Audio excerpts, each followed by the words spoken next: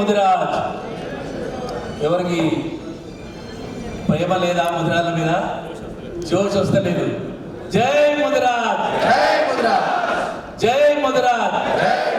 ముదిరాజుల ఐక్యత, ముదిరాజుల ఐక్యత. ధన్యవాదాలు. ఈరోజు ముదిరాజు ఐక్యత సమావేశానికి ముఖ్య అతిథులు, సభా అధ్యక్షులు, ముఖ్య అతిథులు బొర్రా జ్ఞానేశ్వర ముదిరాజు గారికి, వేదిక మీద చాలామంది పెద్దలు ఉన్నారు. అందరికీ అతిరథ మహారథులకు ముందు కూర్చున్న వారు కూడా చాలా పెద్దవాళ్ళు ఉన్నారు. అధ్యక్షులు వాళ్ళు ఉన్నారు, ఉపాధ్యక్షులు ఉన్నారు. మీ అందరి కులంగా నేను శిరసు వచ్చి నమస్కరిస్తున్నాను. అంటే మిత్రులారా, మనము ఈ యొక్క సమావేశము మంచి సమయంలో జ్ఞానేశ్వర్ అన్న పెట్టడం జరిగింది. మరొక్కసారి ధన్యవాదాలు తెలుపుతూ, మనము ఆయనకి ఇచ్చినటువంటి శాఖ చాలా గొప్పది, కానీ ఫండ్స్ లేకపోతే బద్నామైపోతాం. దయచేసి మరి శ్రీహరన్న బాయ్ ఆయనకు చైర్మన్ ఇచ్చుడు కాదు గొప్ప, ఆయనకు కార్పొరేషన్లో డబ్బులు ఉండాలి. డబ్బులు ఉంటేనే మన ఫిషరీస్ అనుకోండి రకరకాలకు మనకు చేయుతనిస్తాడు. ఏం లేకుండా ఉట్టిగా గవర్నమెంట్ నుంచి పెడితే మనకు కులానికి మేలు జరగదు. కనుక నేను ఈ సభా వేదిక నుండి ఇప్పుడున్న ముఖ్యమంత్రి గారికి విన్నవిస్తున్నా, ప్రస్తుతం రాయాలని. అయ్యా, ఉట్టి కార్పొరేషన్ కాదు, పెద్ద జాతి మాది. ఇలా సుమారు 1/2 కోటి ఈ రాష్ట్రంలో ఉన్నాం. మరి మా బతుకులు బాగుపడాలంటే నువ్వు డబ్బులు ఇవ్వాలి. దాని కార్పొరేషన్ డబ్బులు ఇవ్వకపోతే ఏం చేయలేదు. కనుక నేను మీ అందరి వేదిక తరఫున ముఖ్యమంత్రి గారికి నేను విన్నవిస్తున్నా, మా శాఖకు అందరికంటే ఎక్కువ నిధులు ఇవ్వండి. నిధులు ఇస్తేనే బాగుంటుంది. రెండో విషయం, మరి నేను మీకు తెలుసు, నేను మొన్ననే బీజేపీ పార్టీ ఎమ్మెల్యేగా కాంటాక్ట్ చేసిన. మీకు ఒక మాట చెప్పాలి. ఇలా ఇంతమంది ఉన్నా ఎందుకు ఎదుగుతలేము, రాజకీయంగా, ఆర్థికంగా, సామాజికంగా ఎందుకు పోతలేము అనేది నేను గ్రహించింది ఏంటంటే, మిత్రులారా, మనము మన పిల్లలను పై చదువులు చదివిస్తలేము. దయచేసి నేను ఏ మీటింగ్ పోయినా ఇదే చెప్తా. ఇలా రకరకాల వాళ్ళు బాగా చదువుతున్నారు, జాతులన్నీ చదువుతున్నాయి. మనం ఎక్కడనో 10వ తరగతి 12కు ఆగిపోతున్నాం. దయచేసి మీ అందరికీ నేను విన్నవిస్తున్నా, ఎంత కష్టం వచ్చినా, ఎంత బీదరికం ఉన్నా, ఒక పూటకు లేకపోయినా, మంచి బట్ట కట్టకపోయినా మన పిల్లలు పై చదువులు చదివించండి. ఆ విద్య నేర్చుకుంటేనే అన్నీ వస్తాయి విద్యలనే. ఆ విద్యలనే ధైర్యం వస్తుంది, రాజకీయం వస్తుంది, సమాజం తెలుసుకునే విషయాలు వస్తాయి. మనం చదివిస్తలేము. ఇంకా ఒకసారి చూడండి, ఇలా మున్నూరు కాపు చదువుతున్నది, ఇలా గౌడ్స్ చదువుతున్నారు, యాదవులు చదువుతున్నారు, సబ్బండ కులాలు పై చదువులు చదువుతున్నారు. మనం చదువుతలేము. కానీ మనం చదివినా కూడా మనకు ఉద్యోగాలు వస్తలేవు. కారణం ఏంటంటే మనం ఐక్యత లేదు. ఇవాళ ఏ గ్రూప్ సాధించుకుంటే అందరం కూడా డాక్టర్లు అవుతాం, ఇంజనీర్లు అవుతాం, ఐపీఎస్లు అవుతాం, ఐఏఎస్లు అవుతాం. కానీ మన దరిద్రానికి డి గ్రూప్ 19లో ఉన్నాం మనం. దయచేసి మనం ఐక్యత ఉంటే, మరి మనం అందరం ఒక కృషి చేస్తే, మరి ఏ గ్రూప్ సాధించుకుంటే బ్రహ్మాండంగా మనం బాగుపడతాం.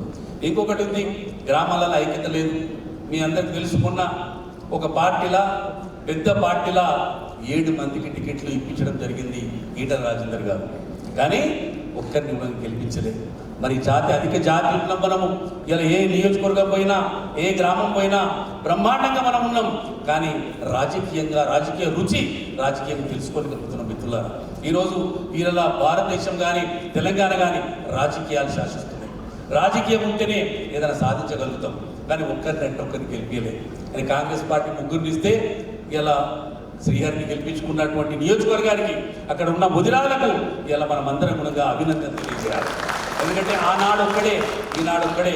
ఇలా అసెంబ్లీలో ఒక్కడు, మరి శాసన మండలిలో ఒక్కడు, మనకి ఇద్దరే ఉన్నారు. ఇలా కార్పొరేషన్ చైర్మన్ 3 అయిండు.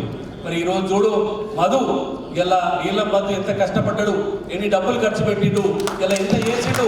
ఆయనను మరి ఇండిపెండెంట్గా బిఎస్పీకి వెళ్ళి పోటీ చేస్తే ఉడగొట్టిర్రు.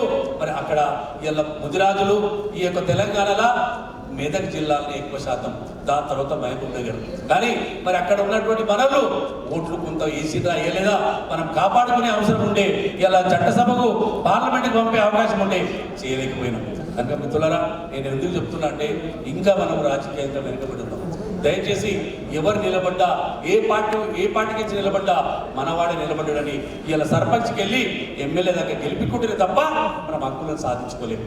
ఎందుకు ఎందుకు చెప్తున్నంటే ఇలా ఎమ్మెల్యేలు 10 మంది అసెంబ్లీలో ఉంటే మెడలు ఉంచి ఏ ముఖ్యమంత్రి అని ఉండని మెడలు ఉంచి బిడ్డ మాకు ఇస్తావా లేదా ఏ గ్రూపు ఇవ్వకపోతే నీ తడాక చూస్తామంటే వాళ్ళు వంగి మనకు పనిచేసి పెడతారు. కానీ అది చెప్పలేకపోతున్నాం. ఒకే ఒక్కడు ఏం మాట్లాడగలుగుతాడు?